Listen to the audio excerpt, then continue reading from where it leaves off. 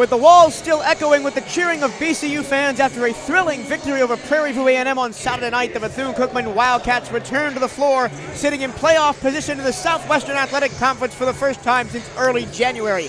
However, a stern test arrives from the West as SWAC preseason favorite and defending champions Texas Southern bring their best in-conference defense to the Sunshine State, looking to lock up a fifth straight win and silence the home crowd. Live from Moore Gymnasium on the campus of Bethune-Cookman University in Daytona Beach, Florida, for the second broadcast of BCU Wildcat Athletics on the Cat-Eye Network, we're on the air. Hello and a very warm welcome. My name is Michael Trevillo. Happy to have your company on a cool and overcast evening in the east coast of Florida. This is the second game of our doubleheader between the Wildcats and the Tigers. If you missed the first game, you missed a good one as the Wildcats fought hard and defeated the Texas Southern Tigers 71-67. Next week, BCU hits the road to Mississippi to face Alcorn State and Jackson State, and the final homestand of the season at Moore Gymnasium will be the 19th and 21st of February as Alabama A&M and Alabama State come to town, so be sure to come out and support your Wildcats. Now, without further ado, let's talk basketball. Bethune-Cookman are 6-16, 4-6 in SWAC play, and are coming off of a heart-stopping back-and-forth 68-67 win on Saturday night against Prairie View, surviving three potential game winners from the Panthers in the final 20 seconds after Joe French in a corner three to give the Cats the lead for good. BCU head coach Reggie Theus had this to say following the win, quote, "I thought when we needed stops defensively, we came up with the ball. When you're an underdog most nights and you're battling, as a coach, you appreciate and respect your players. I have a lot of respect for our guys," unquote. Coach also had this to say about Marcus Garrett, who had 17 points, second only to French's 25. Marcus is a winner, and he gets the most out of his talent. He's learning to play at another level. That's so gratifying as a coach, unquote. Unfortunately, the departure of starting center Dylan Robertson, who left the game with a lower body injury midway through the second half, cast a shadow on what would otherwise be a fantastic night for the Wildcats. Robertson will miss the night's contest, and the full extent of his injury is still unknown. The defending SWAC champions, the Texas Southern Tigers, have a record of 9-10, 7-3 in the conference, currently sitting in second place in the standings behind Southern University. TSU is currently on a 4-game winning streak with victories over Alabama's A&M and State, Prairie View A&M, and Florida A&M. Texas Southern averages 69.7 points per game and allows a SWAC best 66.1 points per game. The Tigers are shooting 42.8% from the field and 31% from beyond the arc. They are allowing opponents a conference low 40% shooting percentage from the field. They are the best rebounding team in the SWAC as well at 39.6 per game. No Tiger is averaging in double figures, but John Walker, Jordan Carl Nicholas, and PJ Henry all average 8.9 points or higher, with Bryson Gresham right behind. So look for TSU to take the unselfish scoring by committee approach on the offensive end. Tonight will be the 6th all-time meeting between Texas Southern and Bethune-Cookman in men's basketball. The Tigers hold a 3-2 advantage in the series, but the Wildcats have won 2 straight, most recently in 2009, as we head down to the floor to get the game underway.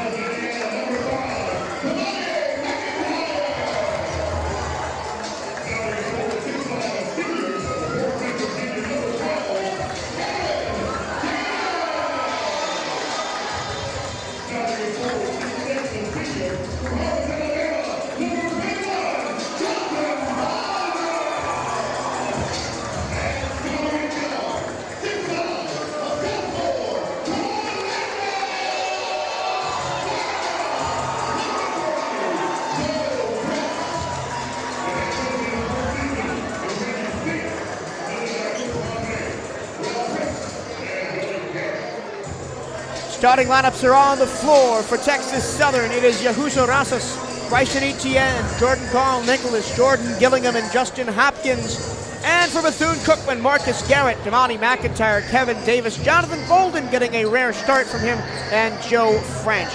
So the interesting dynamic is going to be how BCU copes with the loss of Dylan Robertson after he went down with an injury during Saturday's game. They are now severely undersized against pretty much every opposition they're going to be facing this season, with both Calvin Polina and Robertson out.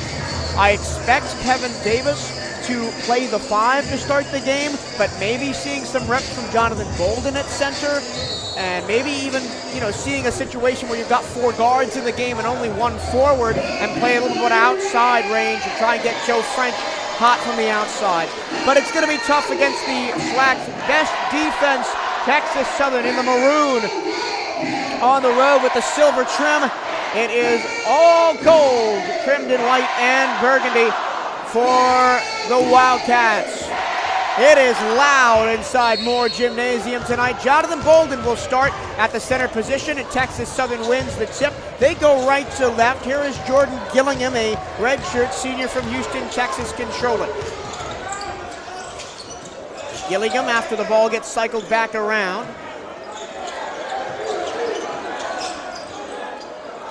Onto the baseline, here's Nicholas. Nicholas flashes it back outside. 3 on the way from Gillingham, swish. Jordan Gillingham, a 37.8% three-point shooter, a transfer from the University of California at Riverside, puts the visitors up by 3, and then an offensive foul on an illegal screen is going to be called against BCU to give Texas Southern a double possession right off the gate. And it's going to be imperative for BCU not to fall behind early, because Texas Southern has the best defense in the conference, and they love to play from in front.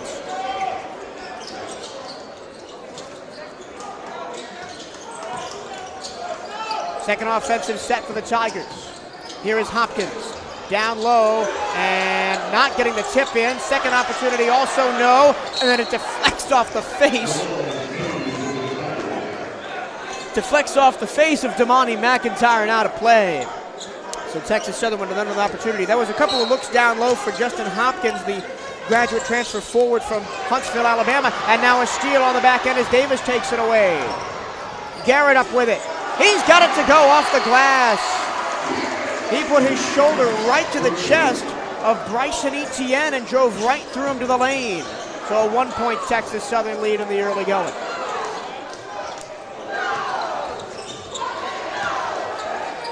Outside, here's Nicholas. Screen and pop, too strong from Hopkins. BCU has the board with Marcus Garrett.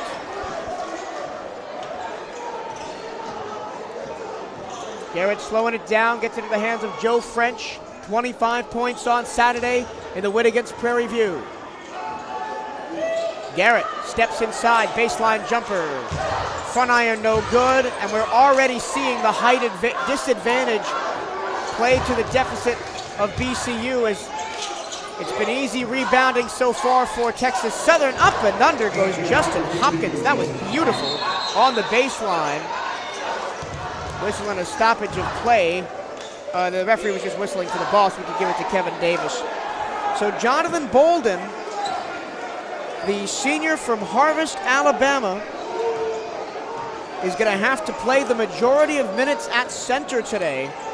In the absence of Dylan Robertson, he's going to have to match up here underneath Joe French with a head of steam. He'll head to the line as they drew the contact against Hopkins.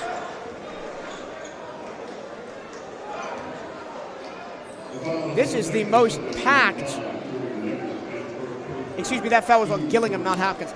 This is the most packed I have seen the gym this season. Both sides, you usually see the far side packed, and then maybe a smattering of fans here on the near side where our broadcast position is as Joe French hits the first free throw. But it is packed to the rafters, both sides.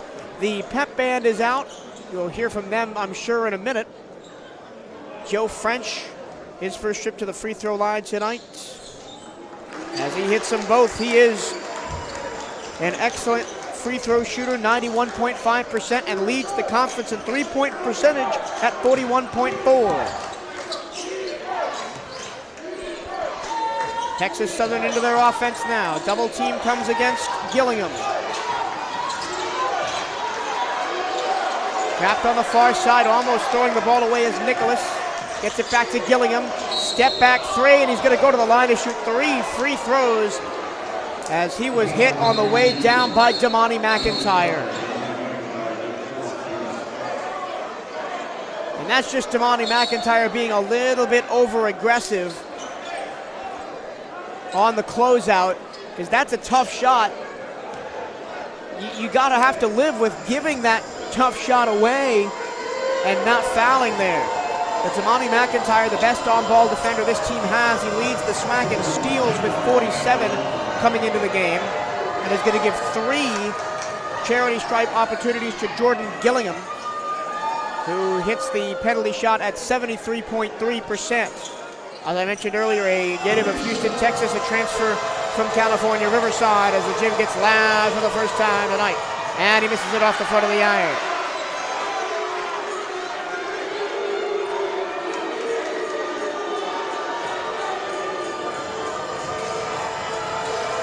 Gillingham played his first college season at Salt Lake Community College before heading over to UC Riverside, and then transferred to Texas Southern and spent the last 2 years here.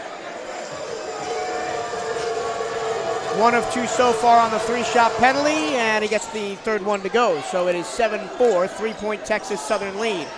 It's going to be important. I'm going to mention this for the second time, and then I'll likely shut up about it, that BCU not lose touch with Texas Southern here in this first half. Garrett.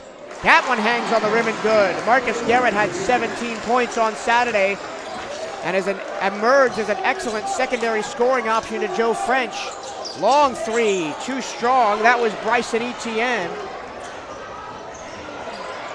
Davis, open for 3, just missed it off the front of the iron. Damani McIntyre, or excuse me, that was Marcus Garrett fighting through for the board, and he draws the foul. It's going to be called on Jordan Gillingham. It'll be Gillingham's first. I mentioned on Saturday, and I'm going to mention it again, Marcus Garrett plays with this bulldog mentality. He fights for every inch of ground. And he may be a little bit undersized, but he goes at players on the defensive end. 15 on the shot clock. Garrett backs up and lets the offense go to work in front of him. He's battling against his opposite number. Now gets it back to Joe French with 3 to shoot. Has to fire a tough shot off the side of the rim, and no good from Joe French of a free throw line jumper. The lead is 1 for Texas Southern. And here is P.J. Henry, freshly into the game. Another Houston, Texas native that transferred back to his hometown after spending time at Hartford. Into the paint. Tough look by Etienne, and it comes up short. Kevin Davis pulls down the miss. Garrett to Davis with a head of steam. That's a tough layup, and he left it short. Jordan Carl Nicholas into the front court. Now P.J. Henry against French. Yahuza Rasas thought about putting that 3 up in the corner, but he works down low. Gets a floater. That one's no good. And the putback is up and in, and that is Justin Hopkins.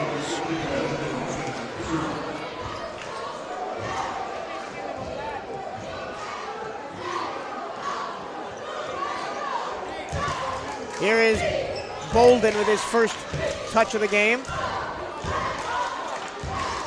Not much movement out of Bethune-Cookman down low.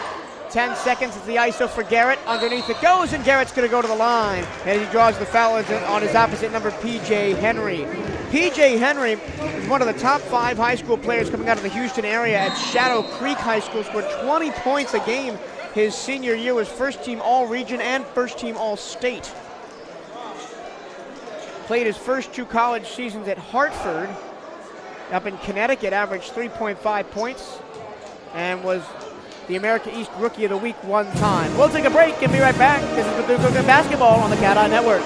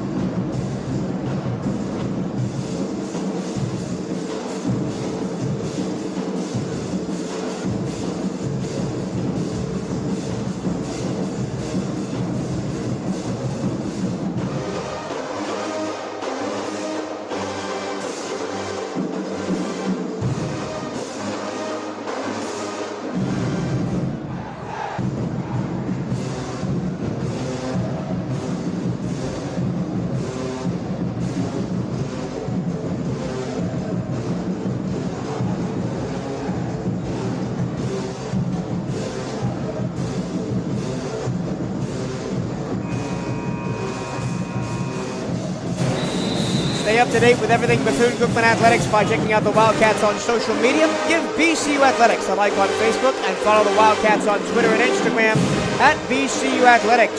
For more on the latest BCU men's basketball news and information, follow at BCU Hoops on Twitter. 3-point lead for the visiting Texas Southern Tigers as we return from the first media timeout of the ball game, 9-6. But Marcus Garrett is at the line, and he is going to shoot 2 free throws. Garrett with 4 points in the early going, only topped by Gillingham of Texas Southern with 5 of his team's 9 as the first free throw hangs on the rim and in. I see Mikey West step back to come back in. He was out with injury for a while. Last played against Florida International before the start of conference play as the second free throw rims out for Garrett. So down to a 2-point lead. But Mikey West is at the scorer's table. Going to have to see some meaningful action here today, as it's going to be Texas Southern ball as it's bounced out by Davis. Davis was looking for that ball to carry him off of Jordan Carl Nicholas and out of play, but he was not so lucky as West does find his way into the ball game, but immediately Yahuza Razaf picks up the floater off the inbounds pass, and it's back to a 4-point game. As Damani McIntyre dribbles it off his foot and into the Texas Southern bench area. It's going to be super important for BCU to keep their turnovers down today. That's already their second.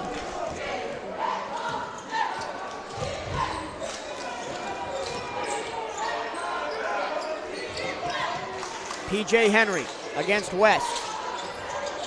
Rifled underneath for Bryson Etienne. And Etienne lays it in. Timeout, Bethune-Cookman. Etienne scored 18 points for a team high in the win over FAMU for Texas Southern on Saturday, and he works down low and gives Texas Southern a 6-point lead. We'll take another break. This is BCU basketball on the Cat Eye Network.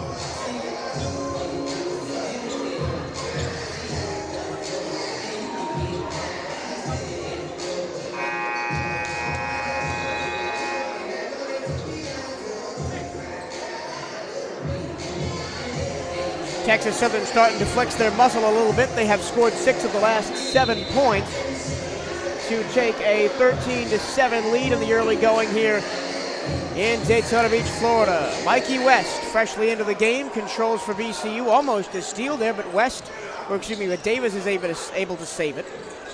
Davis. Now West and Jacoby Long into the game. Mikey West fires a 3, in and out.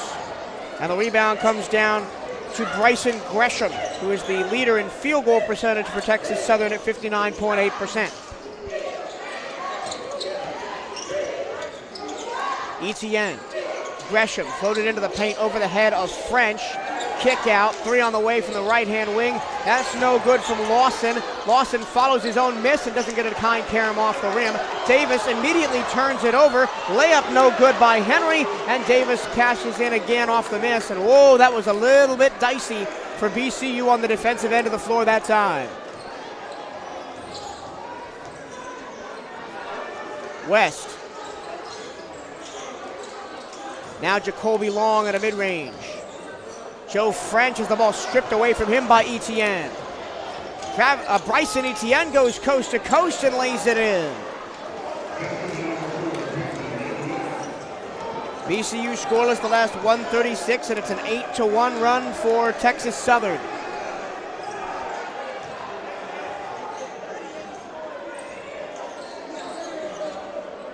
Kevin Davis trying to use his speed to get to the paint, moves his defender, but the second defender was there. That was Gresham, and Gresham turns Davis over. Mid-range jump shot by P.J. Henry, rims in and out. BCU only 28% from the floor in the early going. Davis fires off a catch and shoot too strong. They are desperate for something to rattle in on the BCU end.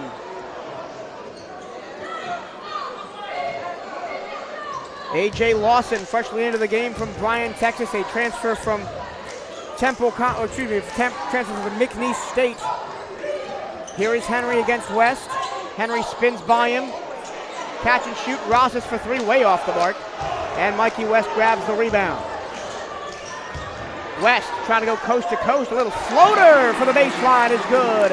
And the duck is finally broken for Mikey West. And Bethune, and that's not a timeout, excuse me, it's just a chance for some subs to come in. John Brown enters for BCU. Marcus Garrett returns as well. And a couple of changes for Texas Southern, as P.J. Henry, Bryson Etienne, and I believe Yahuza Rosas all come out. Here is Jordan Gillingham, controlling the point for Texas Southern. Into the corner for Gresham, cross-court pass. Extra pass to the baseline for Nicholas. Nicholas going to work on Davis. And a traveling violation going to be called against Jordan Carl Nicholas. And a timeout going to be called by Texas Southern. It'll go to the under 12 media timeout, so we'll take you right with them. And when we come back, BCU trying to eat into this 15-9 deficit on the Cat Eye Network.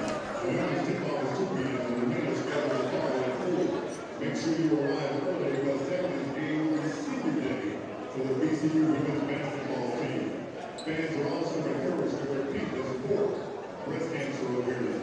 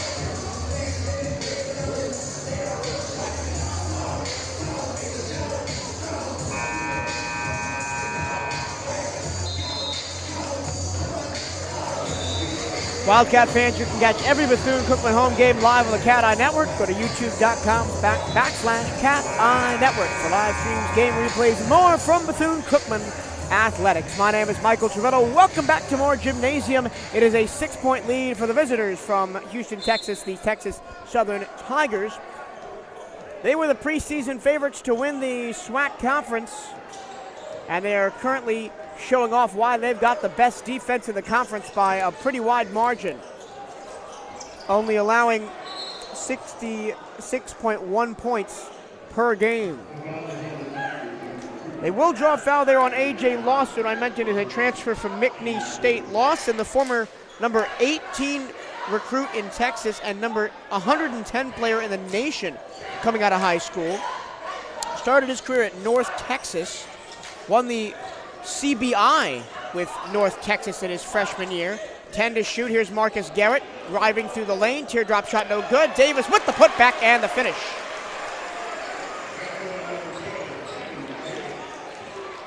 Nice finish by Davis. Of course, the CBI College Basketball Invitational is held right here in Daytona Beach at the Ocean Center. Rifled to the baseline for Nicholas, and now a catch and shoot three from outside for Alexander. No good. Excuse me, that was Lawson. French, stop and go underneath into a double team and coughs it up. Didn't get the kiss off the glass that he wanted, but then a turnover in transition, almost somehow surviving. That was Jones. It hangs on the rim and falls for the coach's son, John Jones, from Baton Rouge, Louisiana. Started his career at Nevada, where his father was coaching at the time. 1,300-plus point scorer in high school was John Jones. Kevin Davis gets it back from Garrett. Just about halfway through this opening half of play. Garrett to the paint. That's a tough shot, won't go. John Brown couldn't come up with the rebound. A.J. Lawson does, and then flashing across the time stripe to receive the pass. Here's a catch-and-shoot three from outside. Too strong, but another rebound on the offensive end by Bryson Gresham. Texas Southern all over the glass early in this one. Nice pass, backdoor. Gresham slams it home. Bryson Gresham, the former number 5 recruit in Louisiana, number 130 nationally.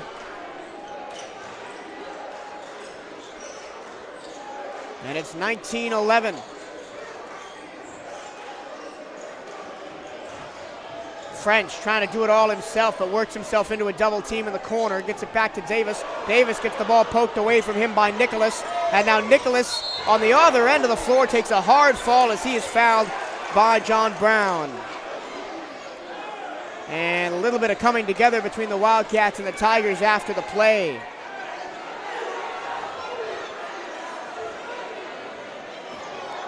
We're going to call that foul of the active shooting. Oh no.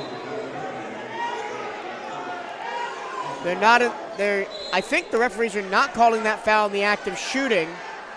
So Texas Southern will have a baseline inbound despite the protestations of Jordan Carl Nicholas and Bryson Gresham. 5 turnovers for BCU in the early going, leading to 4 Texas Southern points.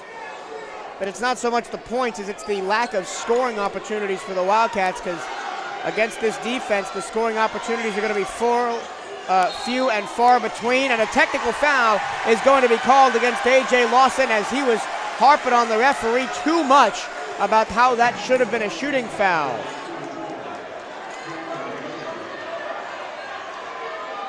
And now, head coach Johnny Jones is going to have to hear about it, and he is not happy with Bryson Gresham nor Jordan Carl Nicholas or any of his players really, as Joe French hits the first technical free throw.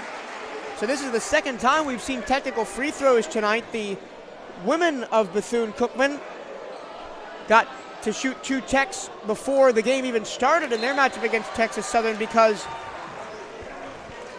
the Texas Southern women's team made a late change to their starting lineup after the book had been signed by the referees.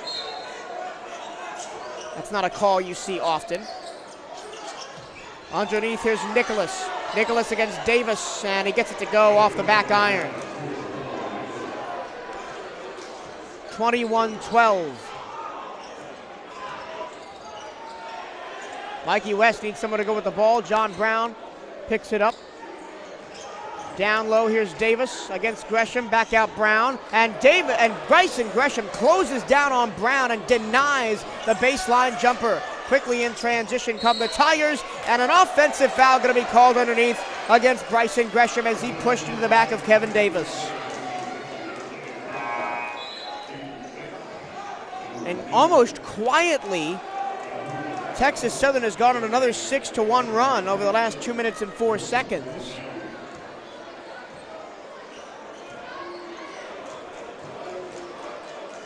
VCU going to have to try and find some offense. The Wildcats scoring 61 points a game on average. Mikey West almost coughs it up. Jacoby Long hands to Davis. Davis around the screen, and it was an illegal screen by Joe French. And Reggie Theus is letting Joe French hear about it. And that's the 4th team foul this first half for BCU. Nobody has more than 1. Foul trouble did trouble the Wildcats on Saturday.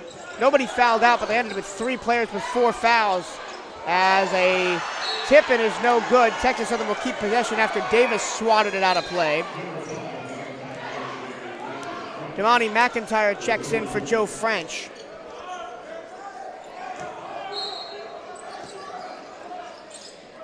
And it's been a little bit of a struggle on the offensive side of the ball for BCU. Cross-court pass, driving baseline, kicking outside, through on the way from Jones, rolls out, another offensive board for the maroon-clad Tigers, but this one is taken away by Davis. Mikey West yet to get on the score sheet. Trying to drive past Jones, kicks it up to Long. McIntyre, and a traveling violation as McIntyre dragged his pivot foot before passing that one back out to Mikey West. We'll have a media timeout. We'll take it with him as Reggie Theus, Ross Ricks, Chris Pompey, Billy Garrett will try and figure out how to bridge the wall that is the Texas Southern defense. When we come back, this is the Cat Eye Network's broadcast of Bethune-Cookman basketball.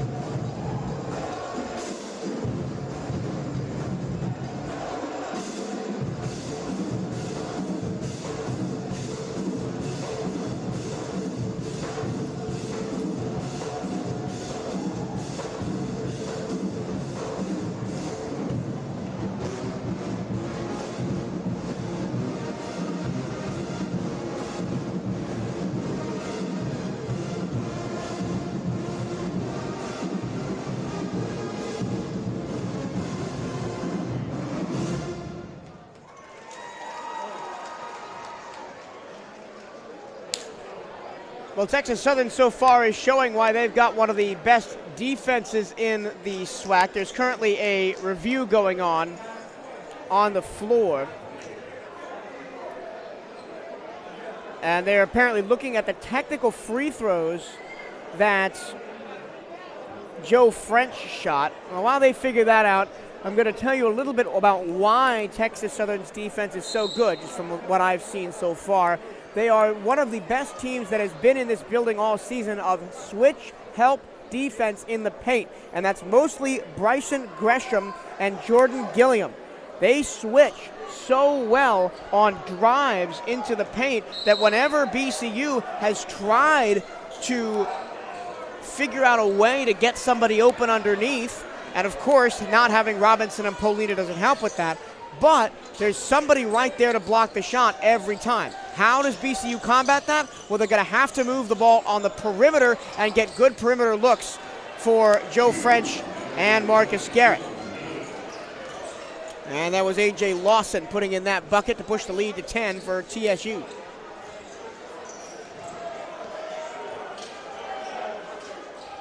McIntyre out wide to West. West in the corner. Backing down and finds Bolden. 10 on the shot clock. West tries to use Bolden as a screen. Nice fight over by Etienne. Now Bolden with 3 to shoot to the corner. John Brown's got to put it up, and he got it! John Brown for 3 from the right-hand corner, and maybe that is the offensive spark that BCU were looking for. A little bit more noise back into the building.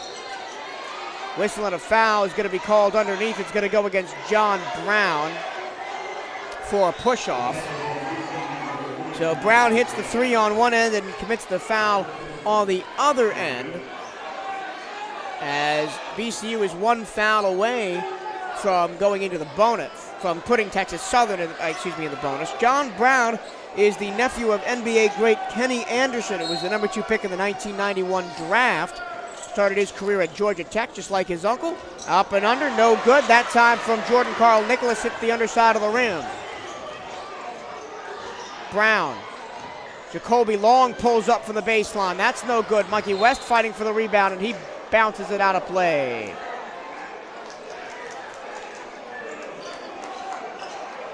But John Brown, that was his first three-pointer hit of the season.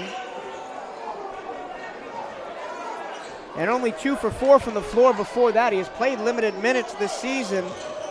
He only started playing, I should say, against Alabama A&M 3 games ago. To the corner. Etienne, 3 on the way, no good, and then fouling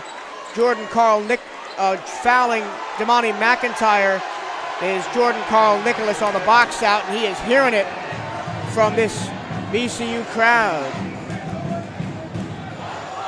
And that puts BCU in the bonus, so Damani McIntyre will head to the free throw line.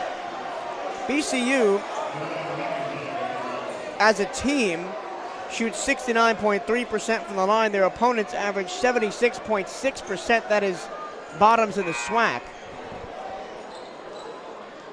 And opponents of Texas Southern average 36.8%. That is best in the SWAC. Jordan Carl Nicholas takes a seat after committing that foul against his opposite number. First end of the 1-and-1 is no good from Damani McIntyre, the native of Indianapolis, Indiana. Baseline drive, nice pass, and going to the line will be Yahuza Rasas as he drew the contact against Jonathan Bolden. Rasas from St. Louis, Missouri, played basketball and volleyball for St. Mary's High School, and why not with that 6'7", 200 frame. Started his collegiate basketball career at Mineral Area College in the junior college ranks. Averaged 15.4 points, 8-point run rebounds, and shot 64% from the field, and was a Division I All-Region first team in junior college, and was named to the All-SWAC second team last season, so a very talented player. The lead is back to 9 for Texas Southern. McIntyre dribbles through the double team. Jacoby Long now drives into the chest of his opposite number and finishes over A.J. Lawson with a left hand. That's strong offensive play from Jacoby Long.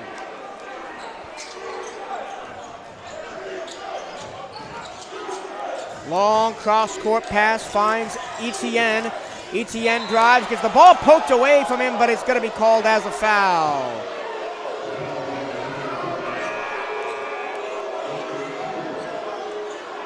That was the 6th foul against Bethune-Cookman as 3 starters return to the game in French, Davis, and McIntyre.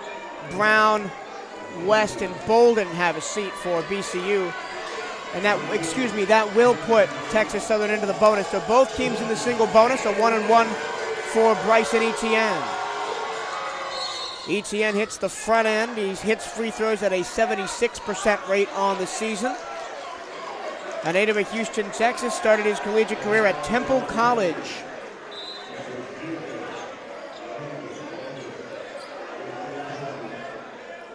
And didn't see much action last season due to an injury to Etienne. But his sophomore year at Texas Southern was very impressive, averaged 7.2 points and 2.6 rebounds. And now we've got technical free throws coming for Texas Southern. I was looking down at my notes and did not see what the tech was for.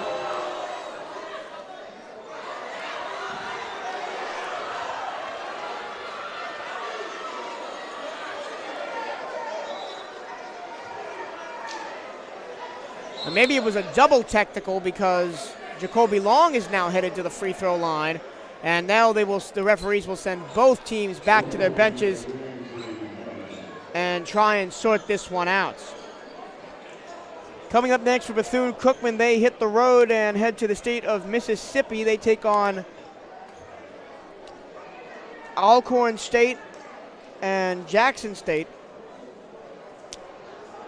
A 3-point loss to Alcorn State and a 5-point win against Jackson State were the scores when Both of those teams came to Moore Gymnasium 2 weeks ago. And the referees will head to the review monitor. I'm not sure what they're looking at, but this game has been very chippy and very physical. That's just how Texas Southern likes it. While we're in a bit of a break, let's go over the resume of Texas Southern head coach Johnny Jones. In his 4th season with the Tigers, 66-49 since taking over in Houston. Former head coach at Memphis, North Texas, and LSU.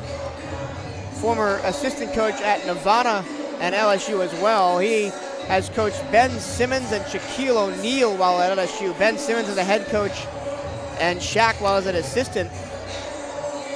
And overall has 33 years of Division I coaching experience, including 17 seasons as a D1 head coach. And that connection with Shaquille O'Neal is one of the main reasons why now 2 of Shaq's children play for Texas Southern.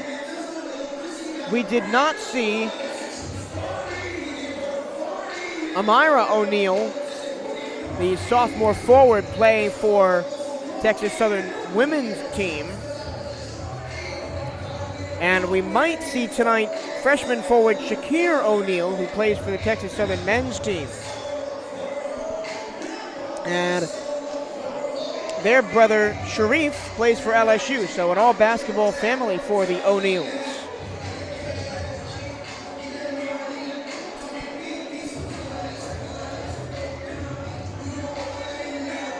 Now it has been home sweet home for Bethune-Cookman this season, as they are 4-3 inside the friendly confines of Moore Gymnasium. And on the road, just 1-11. That lone win coming at Mississippi Valley State back on the 15th of January. So the officials are done at the replay booth.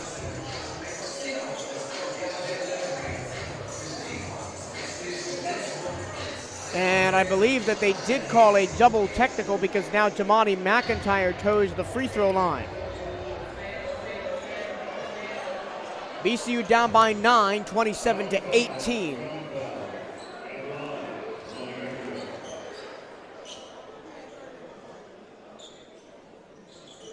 And he hits, that's actually a common foul. So there must have been a common foul that I missed. It was on Yahuza Rasas, according to my stat sheet. And one of two on the 1-and-1 for McIntyre to pull the lead down to 8. Etienne cycles it around to Lawson. Underneath it goes to Nicholas. Excuse me, that is Rosas. And now back with Etienne against French. Texas Southern loves to play slow on the offensive end, grinding out possessions. Here is Gillingham, gets to the paint and gets a kind roll off the back iron and kicks it in. And another foul is going to be called. And I believe that was against Jordan Gillingham, because the referee said against number 11, and the only number 11 that Cookman has is Aaron Jasper. And Aaron Jasper hasn't played since the Utah game back in early December, or early November. So we're going to have more technical free throws for Joe French, and now French is the beneficiary of a kind roll off the front of the rim.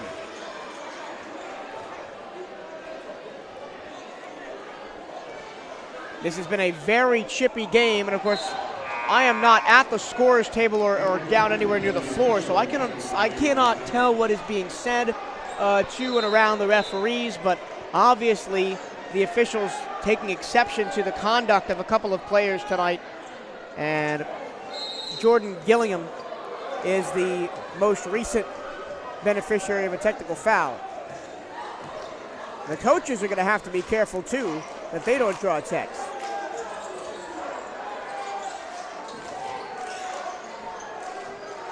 Nine-point Texas Southern lead. Here's Marcus Garrett, double team to the corner. Gets it back to Long. Jacoby Long with 8 on the shot clock is going to travel as he dragged his pivot foot before putting it up and in.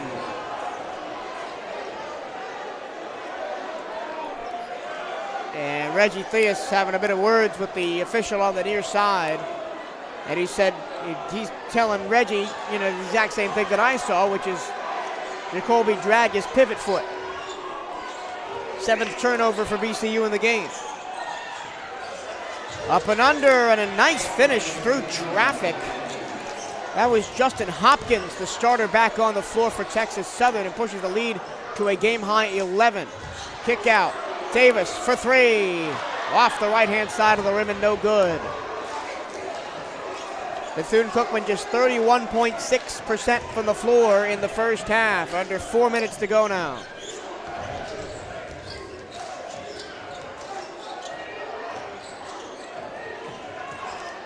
Up and under goes Etienne, blocked at the point of attack by Jacoby Long. Garrett comes the other way, trying to go coast to coast with a soft touch finish, and Davis can't follow up either. No love around the rim for the Wildcats tonight. Here's a wing 3 in transition, airballed away by Etienne. Joe French has to give the ball away in transition and finds Damani McIntyre.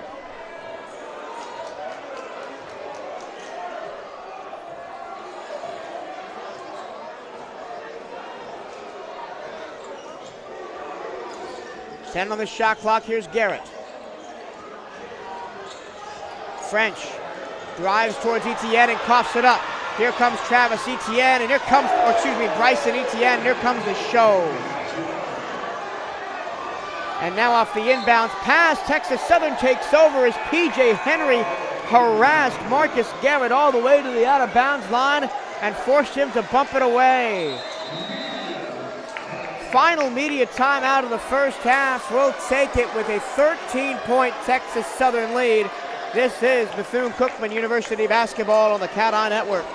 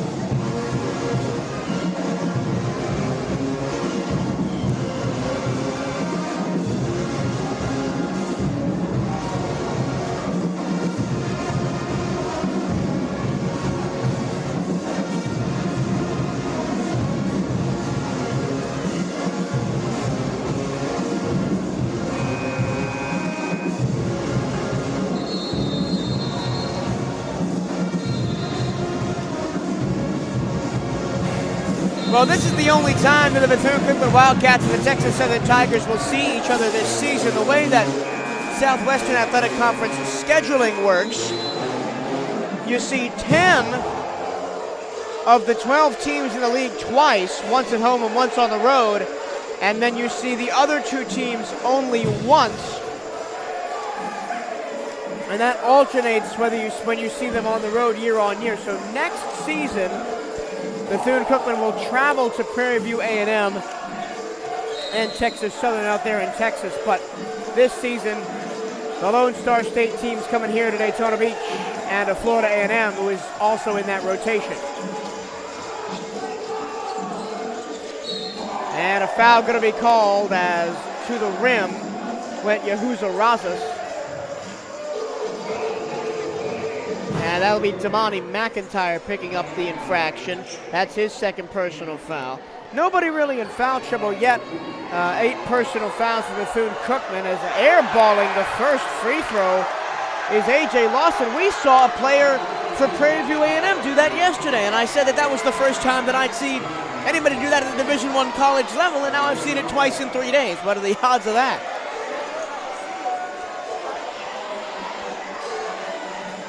Just missed it completely.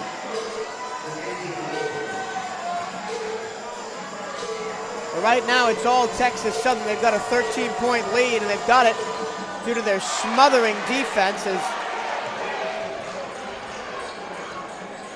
Both free throws were missed by Rosas.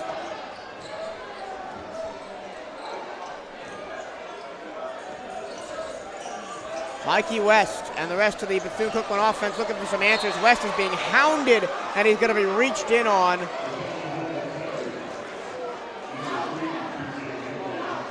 And they're going to be getting the foul against P.J. Henry. That'll be his second, the former America East Rookie of the Week and all-academic honor roll player in the America East during his time at Hartford. And Mikey West will head to the free throw line. Chance for his first points in conference play this year, Mikey West.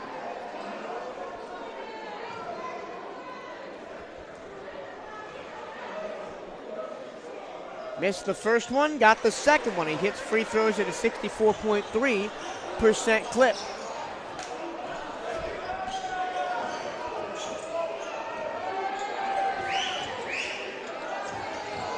Texas Southern into their offensive set. Cycling it around the outside, spinning on the baseline. Here's a jumper from Etienne, doesn't go. And then out of bounds, stepping on the baseline is Marcus Garrett as he tried to save it. And another Texas Southern Tigers second chance opportunity. 20 points in the paint for Texas Southern tonight to only 6 for BCU.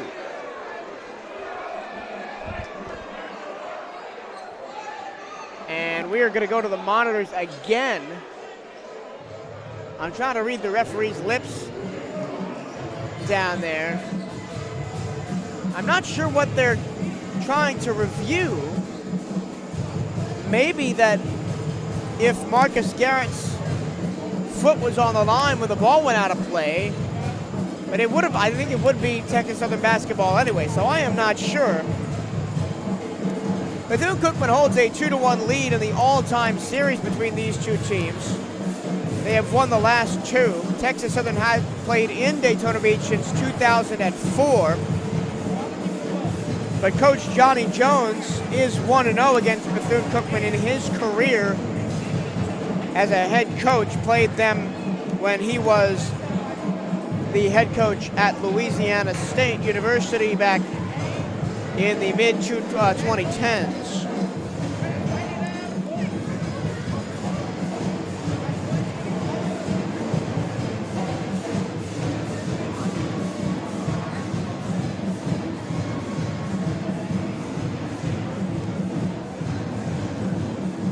And to talk about teams that take the term home sweet home to heart, the Tigers are 112-5 inside H&PE Arena, which is their home venue in Houston, since 2008, and they've won 9+ home games every year since the 2010 season.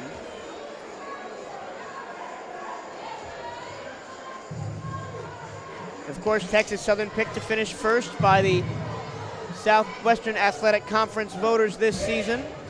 John Walker III and John Hopkins both earned preseason honors. But they started a little bit shakily, did Texas Southern in conference play. Lost their opening game to Southern, who currently leads the conference. Then lost 2 more to Alcorn State and Jackson State. So they went 3-3 in their first 6. But the Tigers have rebounded to win their last 4 to go 7-3 in the SWAC and are currently sitting tied for second place in the conference. There's a 4-team logjam at 7-3 with Texas Southern, Florida A&M, Grambling State, and Alcorn State all up there. And it has been confirmed that it is Texas Southern ball.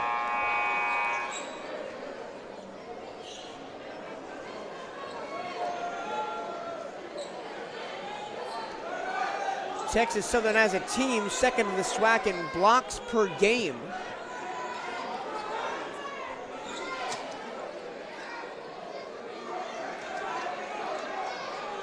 And 2 blocks tonight, both by Bryson Gresham. And a foul is going to go against Texas Southern as for an illegal screen. And they're going to get Gillingham with it. That'll be Gillingham's 3rd foul and the first player in the game to reach 3 fouls.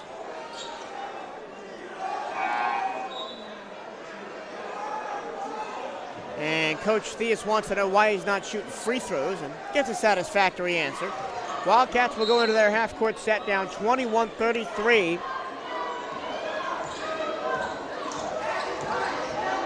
Wildcats hoping to avoid a repeat of the game against Alabama A&M, where they scored a season-low 52. Davis floats it up for Long. To the backdoor extra pass, off balance, and going to the line is going to be Marcus Garrett. And that's the kind of ball movement that the Wildcats are going to need on the offensive end to try and break this Texas Southern defensive wall consistently.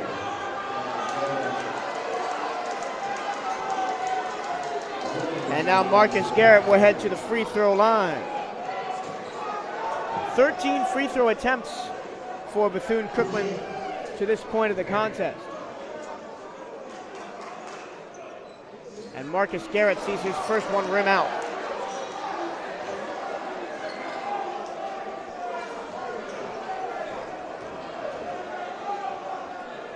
Garrett with that deep knee bend and swishes the second one, 1 of 2 from the line that time.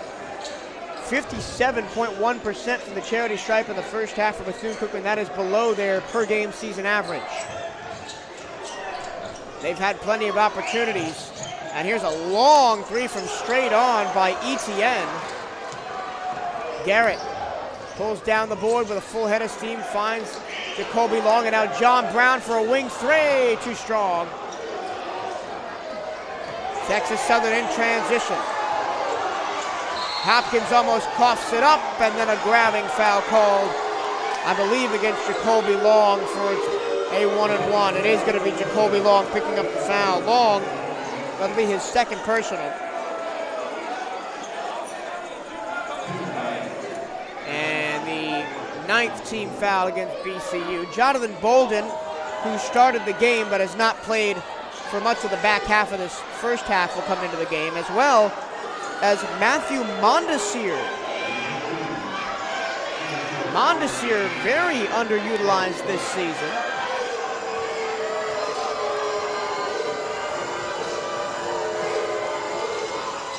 I'll get you Mondesir's numbers in a minute as the front of the 1-and-1 goes down. This is John Jones at the line, the best free throw shooter on this team at 83.3%.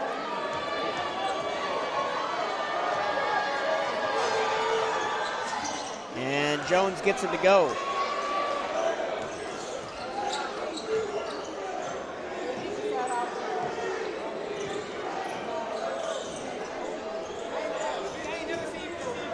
Here is Mondesir on the baseline. Brown, kicked out, that'll be a backcourt violation. As Brown threw it way over the head of Kevin Davis. Matthew Mondesir has seen time in 8 games this season, only has 1 point. Scored against Liberty, and that was the quote-unquote neutral site game at the Ocean Center in December.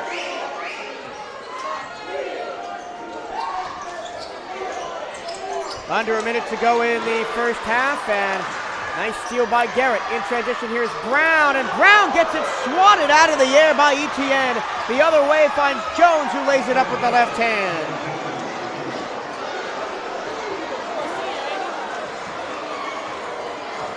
The gambit of emotions that this building just ran in the past 30 seconds, from potentially seeing John Brown throw it down to the block and then watching Jones lay it up on the other end. Under 20 seconds to go now, 37-22. And a kick ball is going to be called against Texas Southern. So with 11.1 seconds to go and 6 seconds on the shot clock, the shot clock will be off for 11.1 seconds as BCU will try and get something before the break. It'll be Kevin Davis with 10. Davis splits a double team and leaves the ball behind as he gets to the lane. Here is Lawson with a head of steam. Kick to the corner. That is a dagger three for John Jones at the buzzer of the first half. And it is a 40-22 Texas Southern lead at the break. The Tigers have dominated on both ends of the floor, and has left the Wildcats looking for answers. We will head to a 15-minute intermission, and we'll come back for the second half between the Texas Southern Tigers and the Bethune-Cookman Wildcats. Here are quickly your scoring totals for the first half. For Bethune-Cookman, Garrett leads the way with 6, French with 5, West with 3, Brown with 3, Davis with 2, Long with 2, and McIntyre with 1. And for Texas Southern, Gillingham has 9, Jones has 9, Etienne has 8, Hopkins has 6, Rouses has 4, Nicholas 2, and Gresham 2. Those are your first half scoring totals. When we come back, the second half will be the Texas Southern Tigers and the Bethune-Cookman Wildcats. This is BCU Men's Basketball on the Cat Eye Network.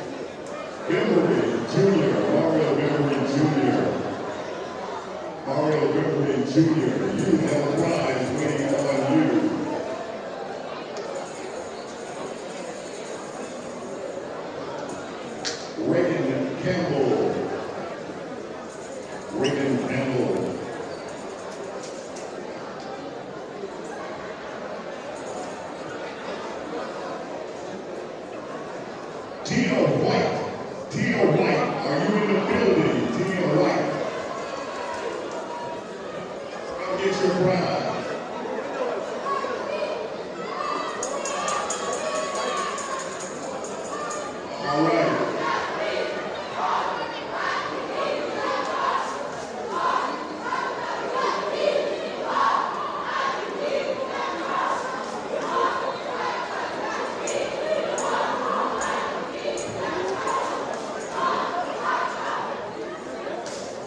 Randy Miller.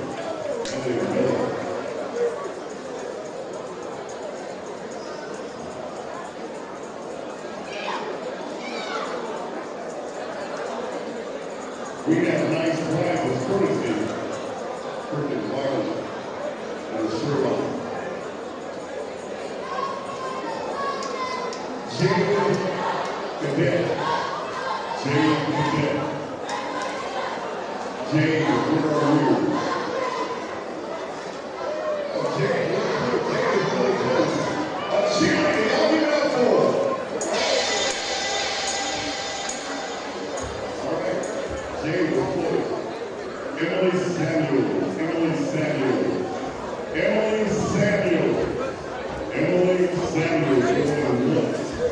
All right. We'll give you time to get out, man.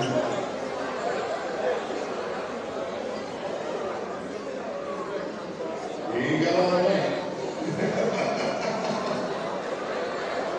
Gotta get the rest out of it. There we go. All right. Emily Samuel. This is a really nice picture.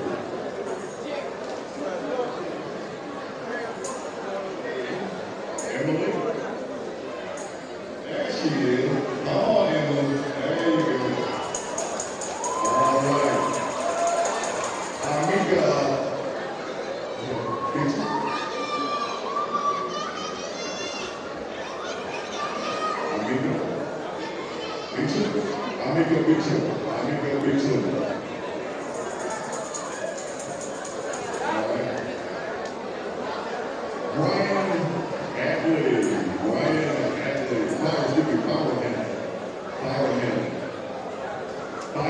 Where are you at? Amani Farrell.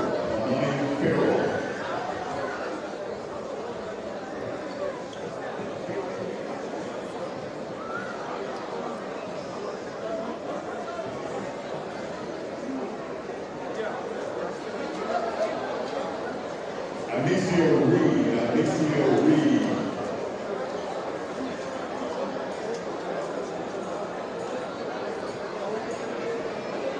All right. There you go. We're getting ready to give away a Motorola phone. A Motorola phone. Courtesy of Freaking Wireless and Sherlock. And the winner of a Motorola phone is Shania Brinton.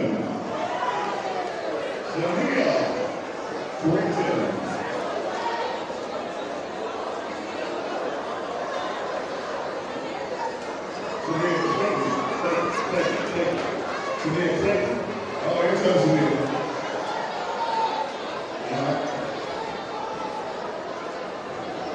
All right. The last bag is always special.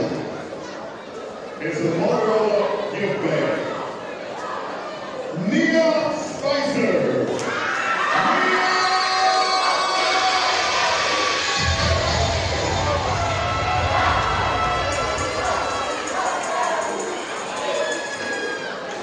Nia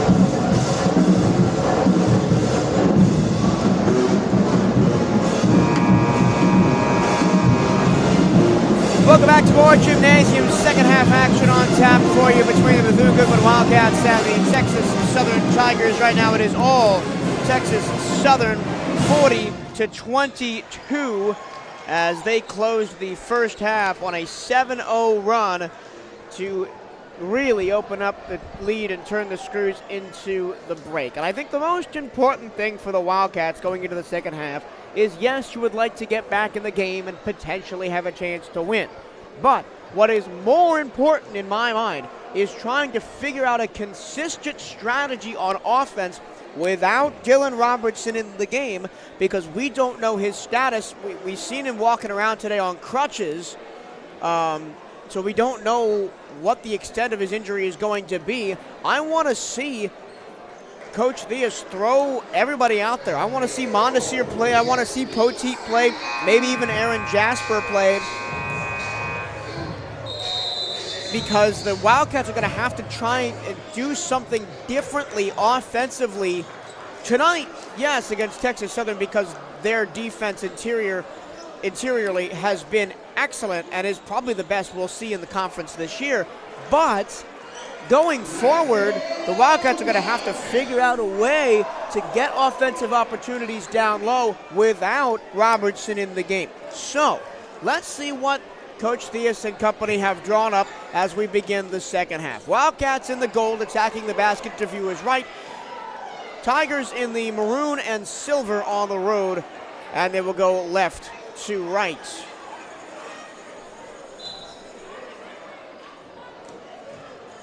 Marcus Garrett walks the ball across half court, and here we go. Joe French was very quiet in the first half, only 5 points, and only 6 points for the top scorer on BCU's team, Marcus Garrett. Garrett going one-on-one with P.J. Henry. Back out to French. His three-pointer. Swish. It's good. Joe French off the mark with a three right at the beginning of the second half. He had 25 on Saturday.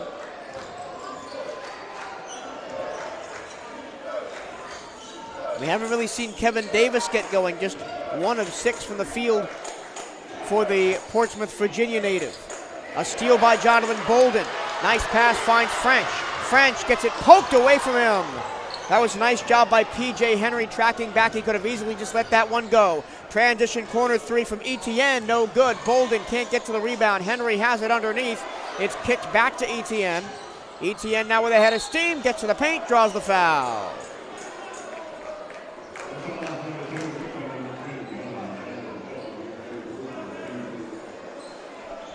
So Bryson Etienne, and I apologize if I've called him Travis Etienne, referencing the running back for Clemson. They do have the same last name, although they are not related. As Bryson's first free throw is no good. He shoots 76% from the charity stripe, and one of those players in the averaging in the nebulous sort of 6 to 9.5 point range per game that Texas Southern have. You've got Jordan Carl Nicholas at 9.3. You've got John Walker, who has not played tonight, at 9.7. And then a whole host just below that. Marcus Garrett gets to the paint, but the iron is not kind to him. Henry in a 5-on-4 in transition just fires a three. It doesn't get it, but the tip in is good for Jordan Carl Nicholas, who is the leader in total points scored for this Texas Southern team, whereas John Walker has the lead in points per game.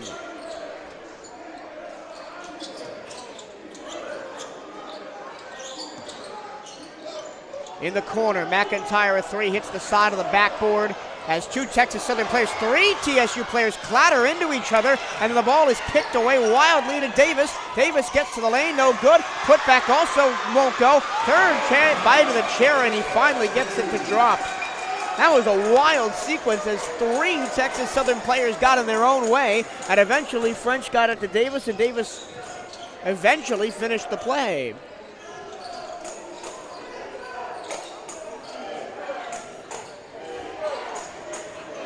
The point here's Nicholas. And then Etienne around the screen. Double team down low, but a spin move gets him by Bolden.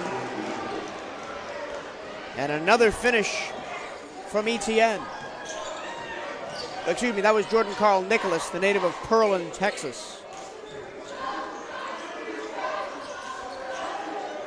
Davis in the corner. Kick to the top. The center, Bolden tries a three, too strong.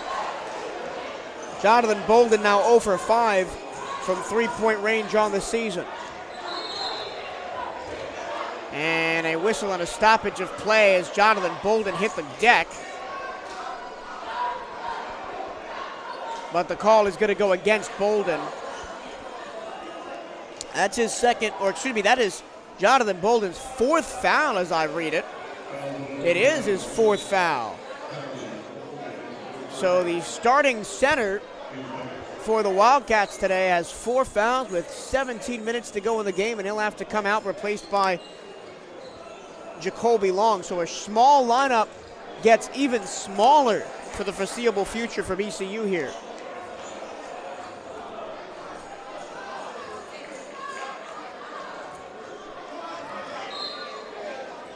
A.J. Lawson to inbound, and it comes to Henry.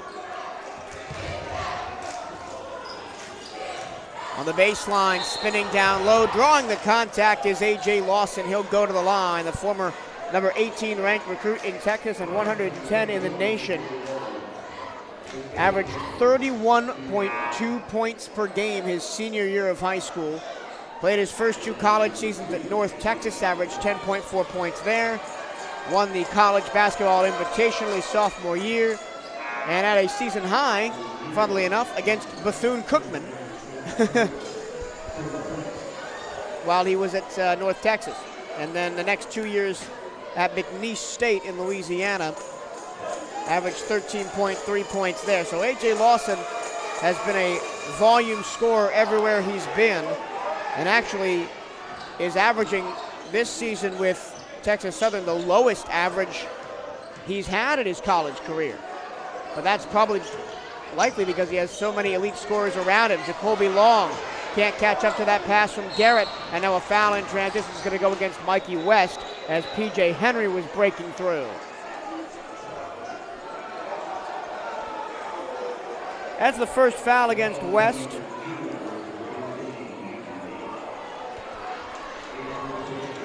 Mikey West, a native of Waterbury, Connecticut, played his high school ball at Lee Academy Prep and is the first player in that school's history to score 1,000 career points, and he did it in only 2 years. Lee Academy Prep is a Marine academy in Connecticut. They won 2 state Connecticut titles with West at the helm. Here is West off a steal, and his floater is too short, and an up and under from Kevin Davis is good.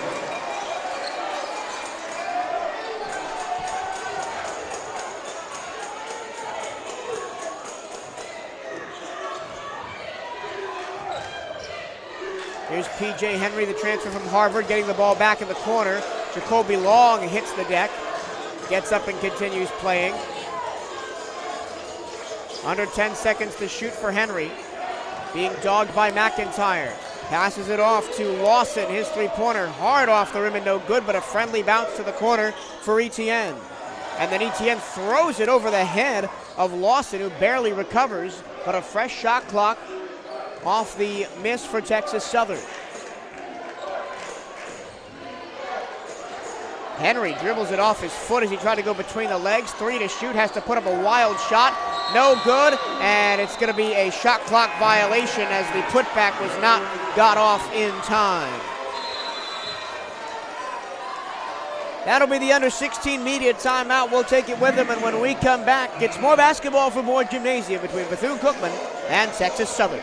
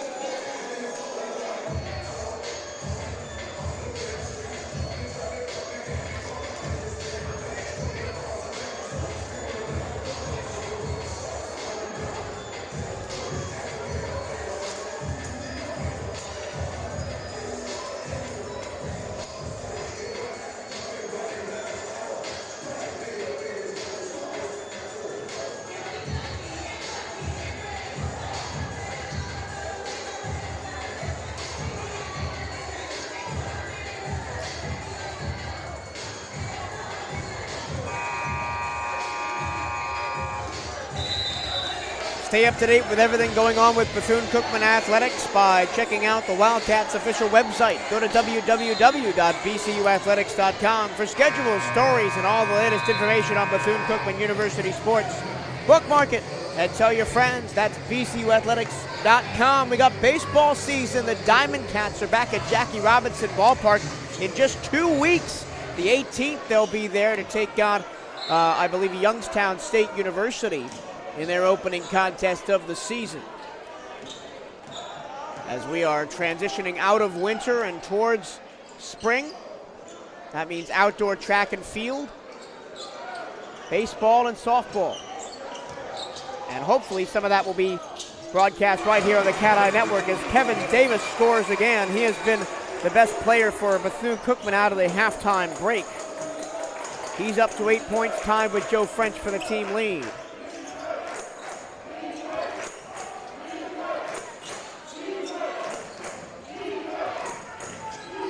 Henry in the corner, trying to get around West, plays the low block for Nicholas. Quick ball movement to the corner. Etienne, the three, no good. Putback, also no good, falling away from Jordan Carl Nicholas, the transfer from Stephen F. Austin. West, backdoor pass. Jacoby Long, he doesn't go for the jam, but it just counts. It counts just as much as the little lay-in. And it's going to be a timeout called by Johnny Jones as he's not happy with how his team is playing. Texas Southern has been scoreless the last 2 minutes and 21 seconds, and it's a 6-0 run for BCU. We'll step aside and be right back. This is BCU Basketball on the Cat Eye Network.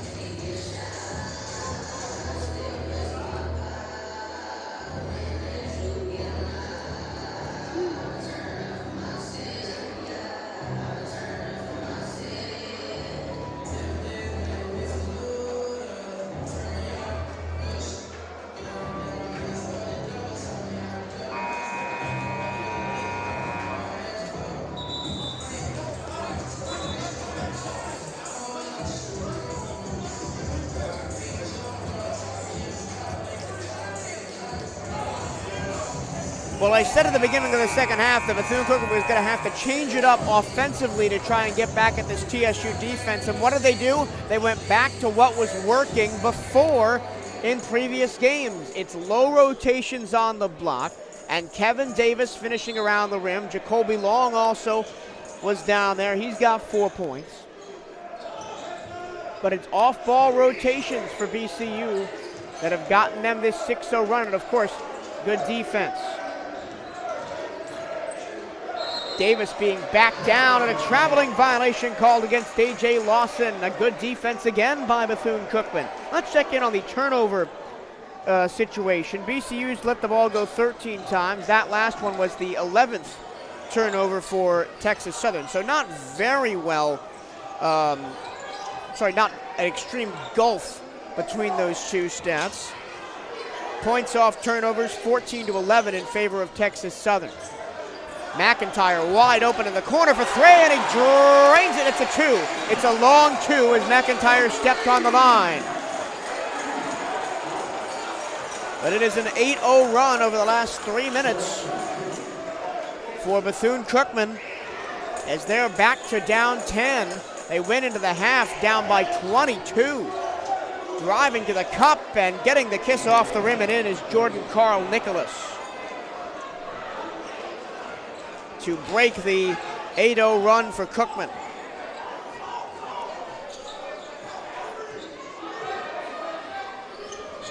So 35-48 is the score. Up and under, and Davis gets contact on the arm. I believe that is Bryson Gresham who they will get for the foul. It is. That's Gresham's third foul, so he is the top interior defender on the team. He's got 2 of the team's 3 blocks today, and now he's got a third foul. He's the second Tiger with 3 fouls, joining Jordan Gillingham. And Kevin Davis to the free throw line. It's good.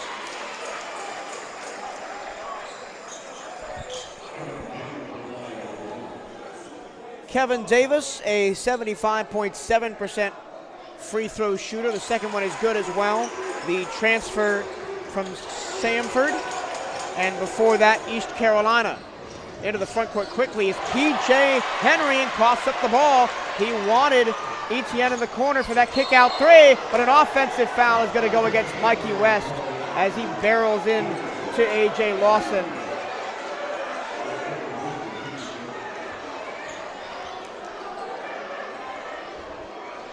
BCU is having a little bit of a difficult time tonight taking advantages that they have and making them stick. Like, it seems that every time they get a turnover, they cough it up on the other end as well, or it's a little mental mistake. And I think that's what Coach Theus, who is all the way out on the floor by the free throw line, is trying to tell him. You just got to keep composure here. The crowd gets loud as we are waiting for the floor to be dried off in the spot where Lawson went down.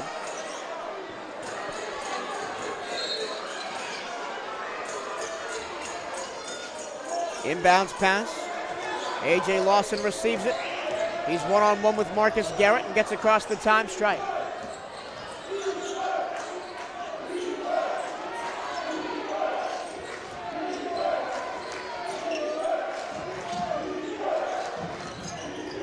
Spinning and throwing it down low, and a 2-hand jam for Jordan Carl Nicholas.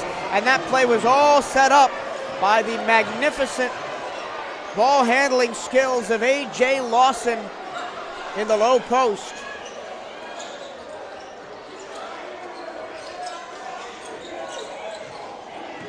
Outside, Jacoby Long. Long against Gresham.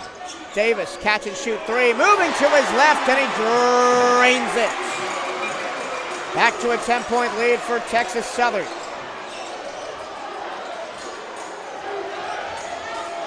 Just about halfway gone in this second half of play.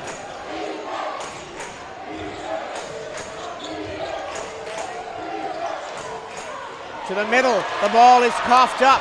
McIntyre stepped on it, but Jacoby Long was there to grab the lazy pass. Now the Wildcats have a chance for a little bit more, another run of their own here. Mikey West trying to use the screen.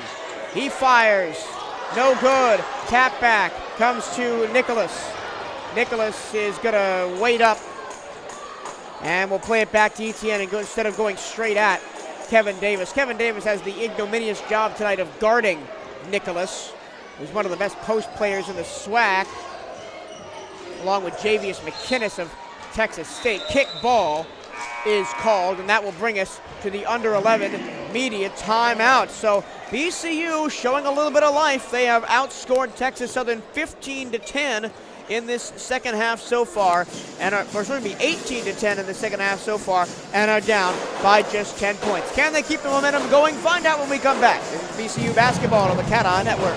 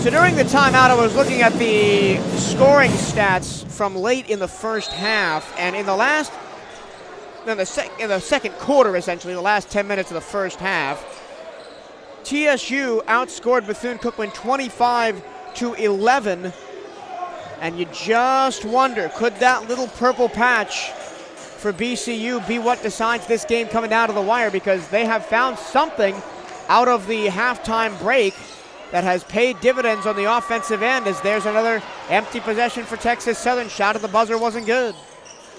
Garrett works his way around Etienne, kick to the corner for Davis, 3 on the way, yes sir! Kevin Davis drains another one, and it's a 7-point game. Kevin Davis is on fire in the second half. He's up to 16 points to lead all scorers. Down on the baseline, Jordan Carl Nicholas coughs the ball up, and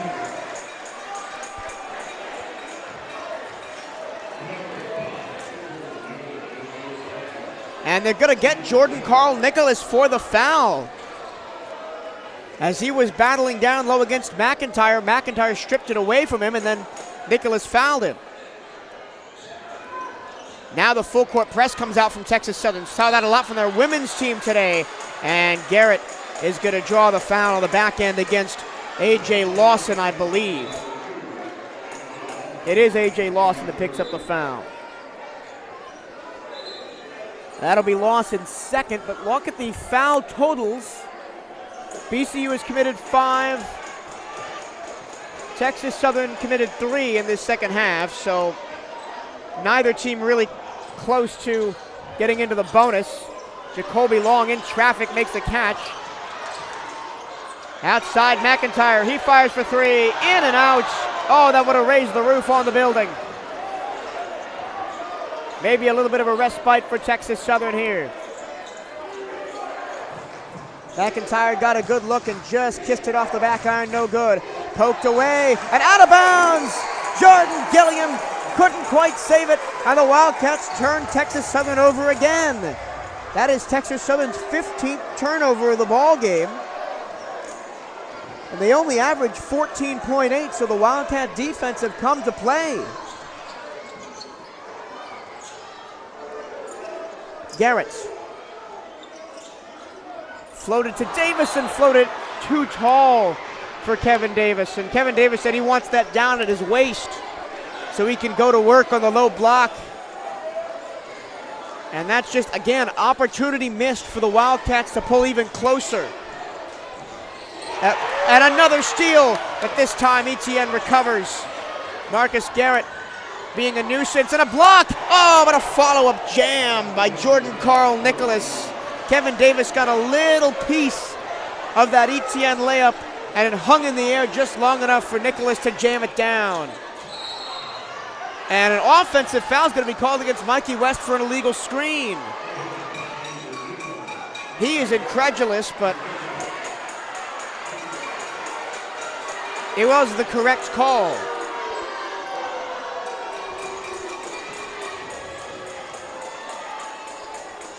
Lead is back to 9 for Texas Southern. It could be more now with Gresham on the low block. And it's batted off of Gresham and out of bounds. Excellent heads-up play by Marcus Garrett.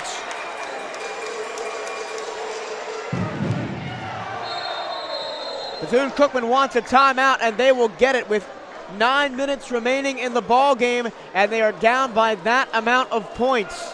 Well, who would have thought this? Bethune-Cookman outscoring Texas Southern 21-12 so far in the second half.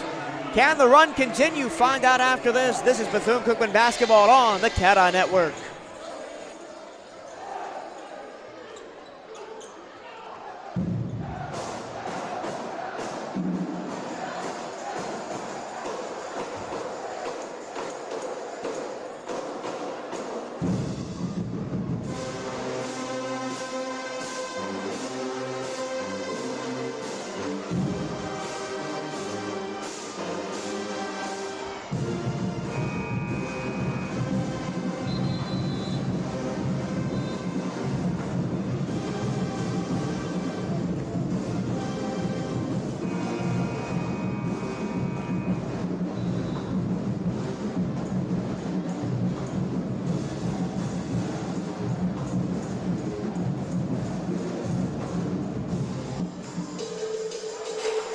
a couple of missed opportunities for the Wildcats to make this game closer than it is. It's a 9-point game currently, but at the half,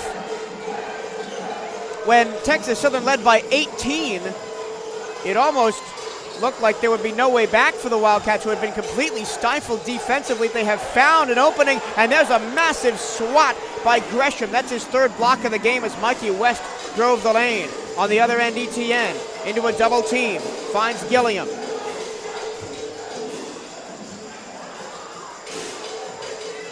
Underneath here is, oh boy, Jordan Carl Nicholas just playing bully ball up against Kevin Davis. And Joe French is getting up off the bench and getting ready to come back in the game. BCU has played this well in the second half without French in the game. Davis, in and out. That would have been a long two anyway. But another chance missed. And down low, here's Gresham, and Gresham throws it down. It's Dunk City on the opposite end of the floor as Texas Southern has pushed the lead back to 13. BCU, after that fantastic opening to the half, scoreless over the last 2:35. West drives inside, kicks to the corner. Garrett stays in bounds. And there's a whistle and a foul underneath. It almost looked like that was a clean block by Gresham, but Garrett will go to the line. But not before the under 8 media timeout. That foul was against Bryson Etienne, his first personal. BCU tried to break a 3-minute scoring drought. When we come back to try to keep touch with Texas Southern, this is BCU basketball on the Cat Eye Network.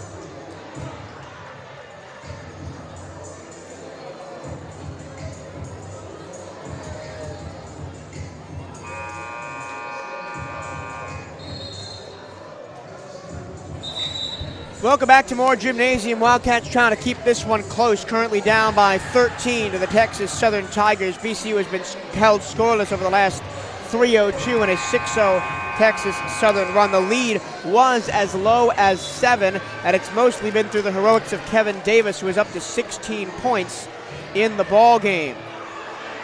But even, as I said before we went to break, even the lead being where it is a testament to the fight of this BCU team, because it was an 18-point Texas Southern lead at halftime, and the Wildcats could have easily just folded and played out the rest of this game and look forward to next weekend. But that is not a Reggie Theus coach team. A Reggie Theus coach team, as we've seen all season long, will fight for every inch of ground they are given.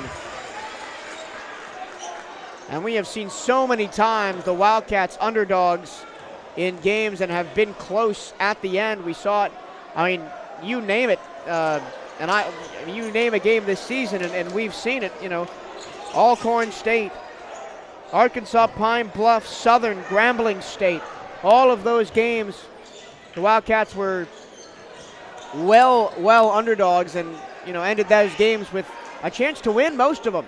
Jonathan Bolden is back in the ball game with 4 fouls, so watch the big hair man in the middle.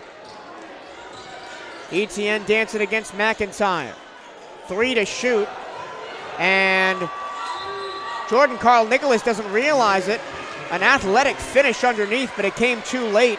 Good defense by a combination of Jonathan Bolden and Imani McIntyre.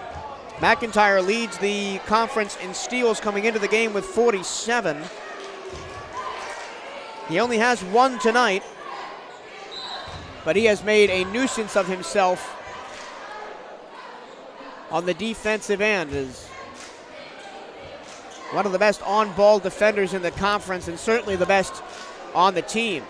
So we've seen him switch between guarding Lawson and Etienne, and sometimes Gillingham when Gillingham's been in the game.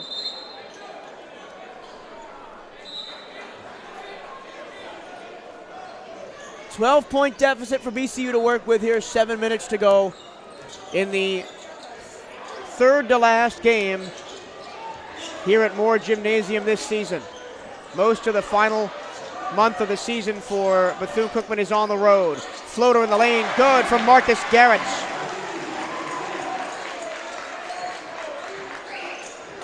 Marcus Garrett's been a little bit quiet in the second half, but he's up to 9 points. That's second on the BCU roster. A courteous deflection takes it into the hands of Bryson Etienne, and then a foul called underneath. It's going to be against Texas Southern. And it's going to go against Gresham.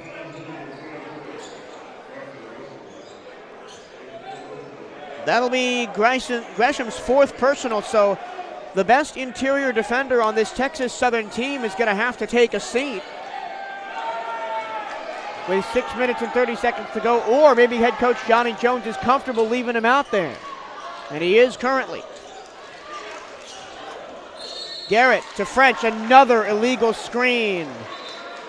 This time by Jonathan Bolden, and that's the end for Jonathan Bolden.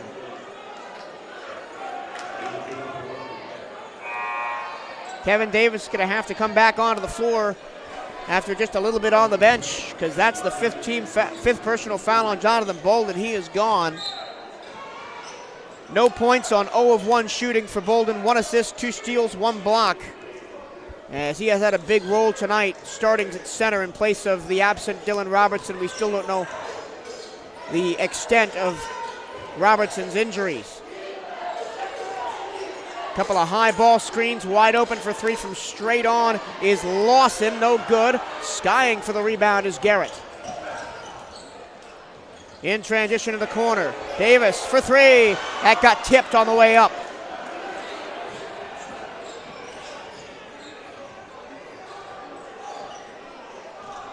Kevin Davis, 2 of 5 from beyond the arc. Both of his makes coming in the second half. Down on the baseline, a kick out to Etienne. Etienne drives, gets it stripped from behind by Davis. French in transition, a three, is good! Joe French, he loves that transition three, spot up.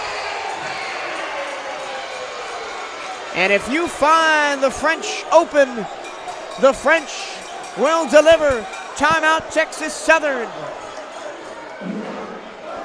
And for the second time in this second half, ECU has closed the lead to 7 points. They have scored the last 6 over the last 2:32.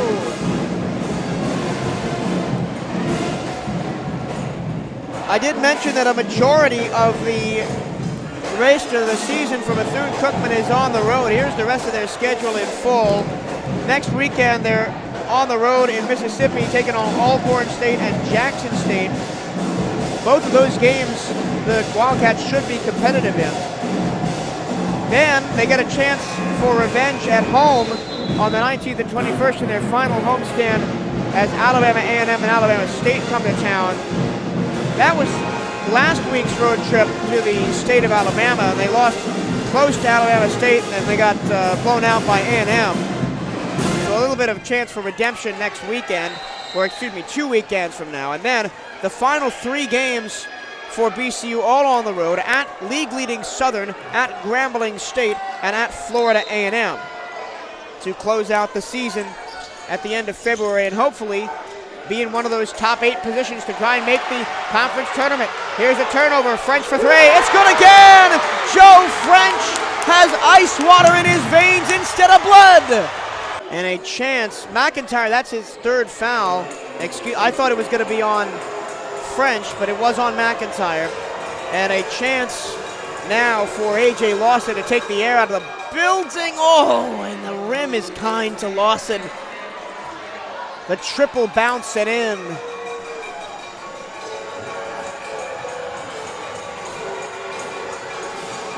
Lawson's second is good. Back to a 6-point lead. 4:58 to go. Plenty of time for the Wildcats to find something. And if I were the BCU, I would continue to find Joe French in space on the outside.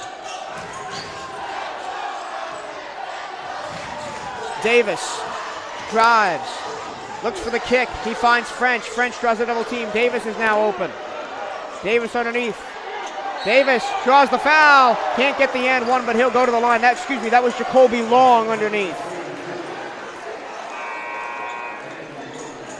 And it's the simple things again for BCU. It's the extra pass. It's recognizing the double team, and somebody's got to be open.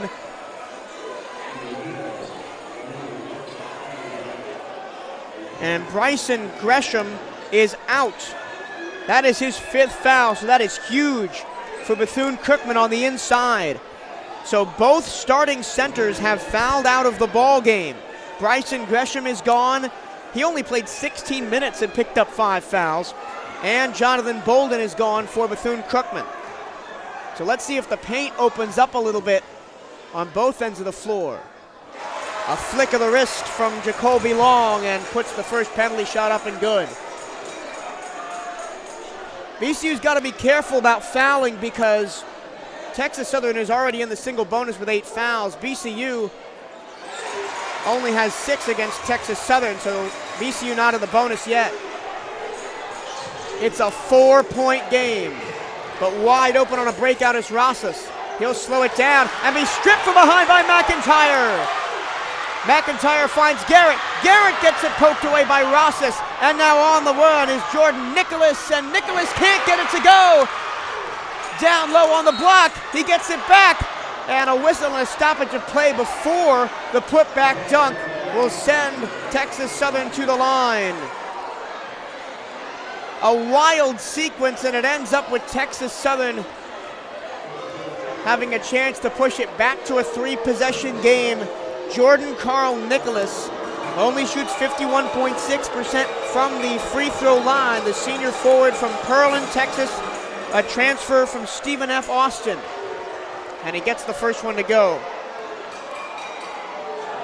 Nicholas was the first ever signee from the state of Texas to play at the University of Montana, but he transferred to Stephen F. Austin back to his home state his sophomore year. No good on the second free throw, but Texas Southern controls. And I think they're going to want to look at something as the ref is called for time. And they're going to go over to the scorer's table.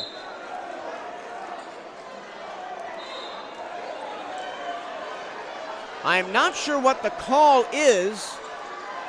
I think they were just making sure that Texas Southern didn't step out of bounds in front of their own bench, so it'll still be Tigers ball.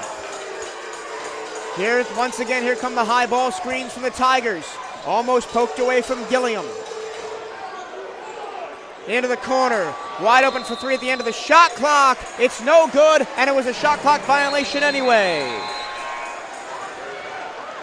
We have hit the final media timeout. When we come back, we run it all the way to the end between the Bethune-Cookman Wildcats and the Texas Southern Tigers. Can the Wildcats complete another miraculous comeback for the second time in 3 days? Find out after this. This is BCU Basketball on the Cat Eye Network.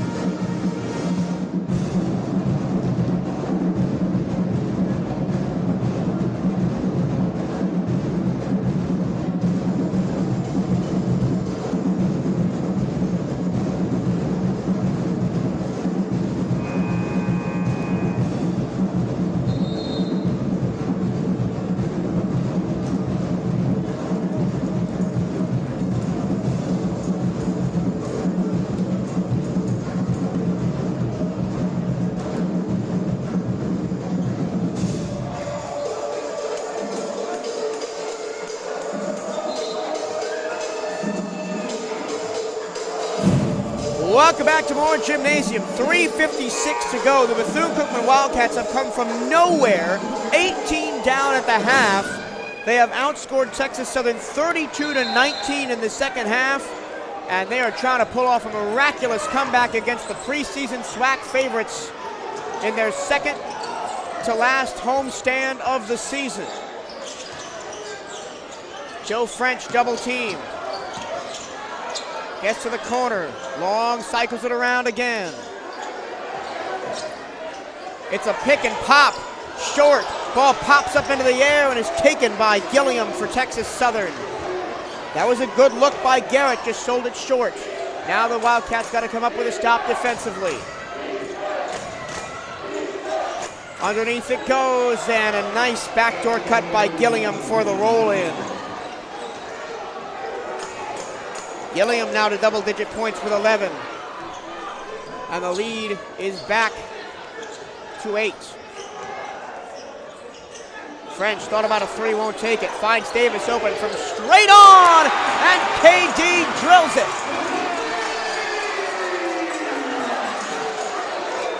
4-point game again. Under 3 minutes to go now. Crossing the time stripe is ETN.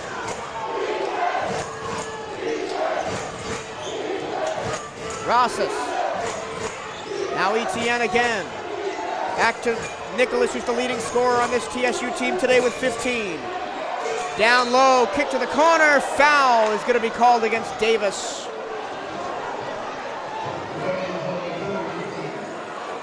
Oh no, it's going to be on McIntyre, and that's McIntyre's fourth, so the best on-ball defender that BCU has is going to have to be careful the last 2 minutes and 30 seconds.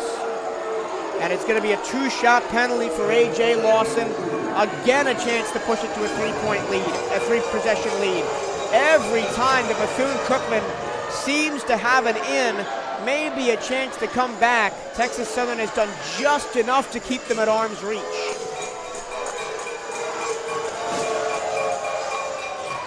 Missed the second one. So it's a 5-point game. Davis with 19, French with 14, the two top scorers for BCU. Davis just fires for three. Oh, he's got the hot hand, and he hits it again, and the crowd goes nuts. 2-point game. BCU within a possession for the first time since early in the contest. Garrett defending ETN. Thrown to the corner for Rosas. Back up top, A.J. Lawson with it. Crowd on its feet here at Moore Gymnasium trying to will their team back into it. Kick and roll not taken. 3 at the end of the shot clock, no good. Davis trying to come up with the rebound. It does come to McIntyre. McIntyre to Garrett. Davis fires a contested 2. He got bumped. He got bumped and will go to the line to tie the game. He's going to try and tie the game. He's going to have a 2-shot penalty. 1:32 to go, and no butt is in a seat here at Moore Gymnasium. Even I'm standing up.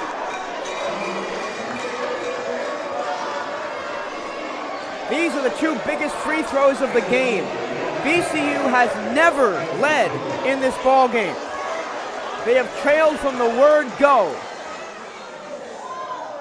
First one is good. Kevin Davis has been a journeyman player throughout his college career. A 3-time Virginia High School League champion. Just misses tying the game as the rim is not kind to KD. 1 point Texas Southern lead. 1:24 to go, still plenty of time left.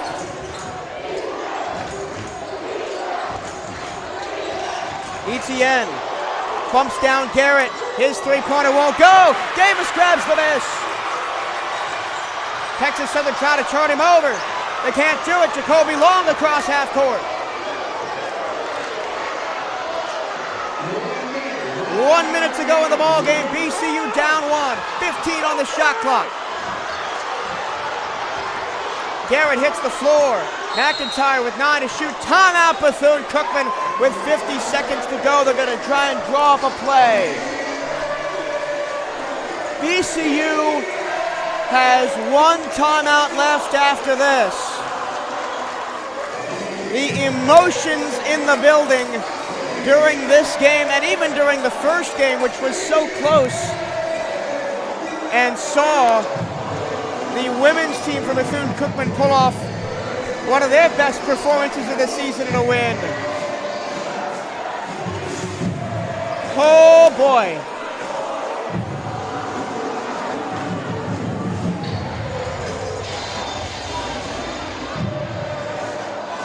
The three-point shooting has kept Bethune-Cookman in it. Davis, 4 of 8 from beyond the arc. French, perfect, 3 of 3. The team as a whole, 8 for 19 for 42%. Texas Southern from deep, 2 of 20, just 10%. It's a dichotomy of styles, and we see it in every sport. Which style is going to win? Is it going to be the sniper three-point shooting of Bethune-Cookman, or is it going to be the power interior game of Texas Southern? But that power interior game has lost its biggest engine in Bryson Gresham, who's fouled out. 9 seconds on the shot clock for Bethune-Cookman to draw something up here, down by 1.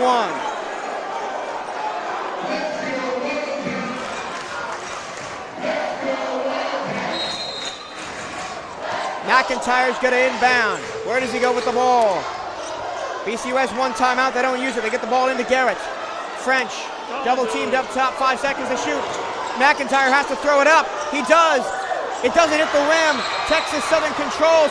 Shot clock violation will advance the ball for the Tigers with 41 seconds to go.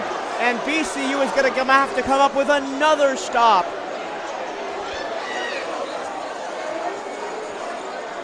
And that possession is why Texas Southern has the best defense in the league. They showed it right there when it matters most in crunch time. They got the job done and denied Bethune-Cookman a good look. And BCU didn't have to go for a 3 there. They tried to get the ISO on French up top. It didn't happen, and they had no second option.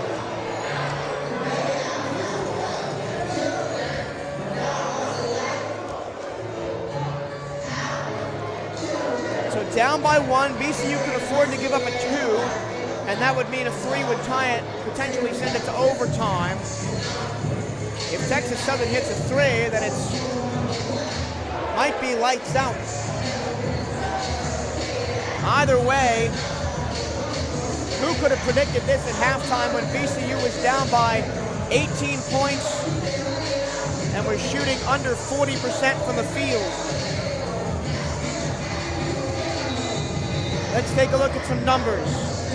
Texas Southern way out rebounding BCU 42-26, 15-5 on the offensive glass.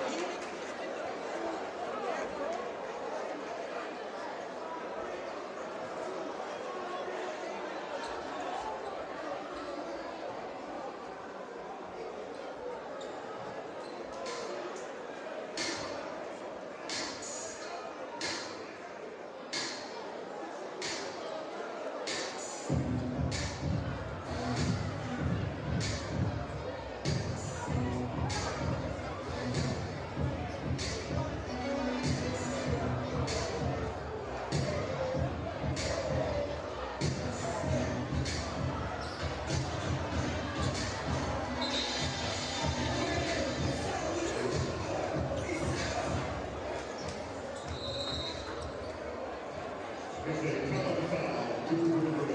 Common foul to the road. Number 2, striker in the game.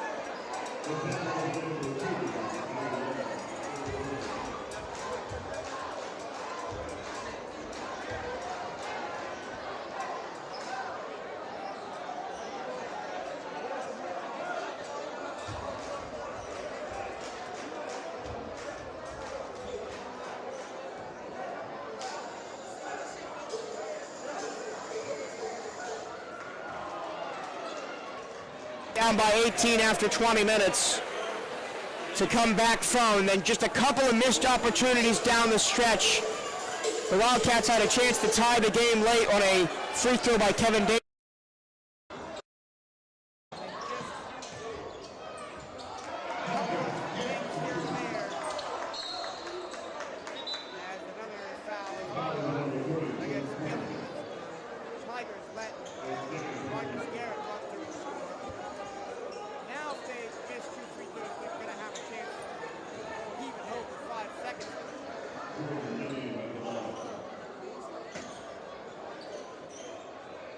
Gillingham is going to go to the line. He started tonight, but hasn't really played a lot.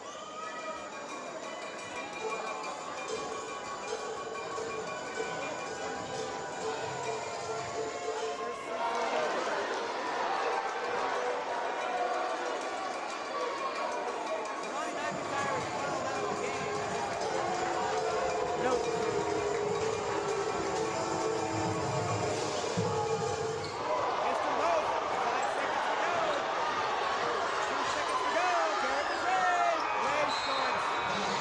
Way short